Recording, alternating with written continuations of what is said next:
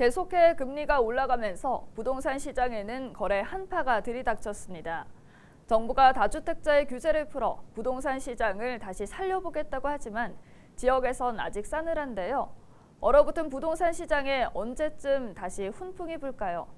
전주현 기자가 2023년 경남 부동산 시장을 짚어봤습니다. 창원의 한 아파트 단지입니다. 이곳은 지난해 9월 매매 금액을 보면 약 2억 4천만 원에 거래됐습니다. 하지만 한 달도 채 되지 않아 거래된 전세금은 2억 9천만 원입니다. 전세 금액이 매매 금액을 훌쩍 넘어버린 겁니다. 전세금이 매매 가격보다 높은 역전세난, 이른바 깡통 전세가 늘고 있습니다. 지금 우리 창원 경남뿐만 아니라 전국적으로 매매가가 한 30% 정도 다 떨어졌습니다. 근데 여기에서 매매가 더 떨어져서 전세가보다 하회한다면 조금 문제가 되지 않을까 싶은데, 이처럼 얼어붙은 부동산 시장은 풀릴 기미를 보이지 않고 있습니다.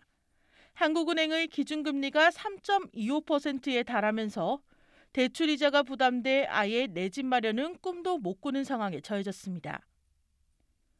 지난해 경남 지역 부동산 매매 거래량을 보면 1월 6천여 건이었던 거래량이 11월에는 3,200여 건으로 반토막 났습니다. 2021년 같은 기간과 비교해봐도 절반 이상 줄었습니다. 최근 부동산 시장의 매매 거래량은 거의 제로 수준에 가깝다고 얘기합니다. 힘들죠. 앉아있는 거 보세요. 아무것도 없고 손님도 없고 다 지금 에너지고 뭐시고 똑같이 돌고 있잖아요. 근데 손님은 없고 그래는 안 되거든요. 심각하십니다. 이런 상황은 부동산 시장의 변화를 불러왔습니다. 매매와 전세가 주를 이루던 거래가 오히려 월세 매물에 대한 수요가 늘었습니다.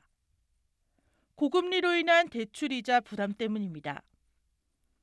전문가들은 올해 하반기 일부 지역에선 조금씩 훈풍이 불 것으로 예측하고 있습니다.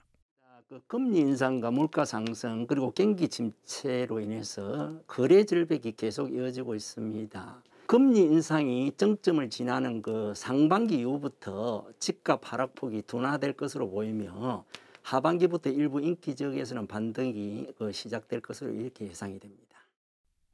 정부가 부동산 대책을 발표하면서 일부 규제를 완화해 거래 시장을 활성화시킨다는 계획을 발표했습니다. 정부의 규제 완화에도 여전히 높은 금리가 서민들의 발목을 잡으면서 집값은 회복되더라도 거래량은 당분간 정체가 지속될 것으로 예상됩니다. 헬로티비 뉴스 전주현입니다.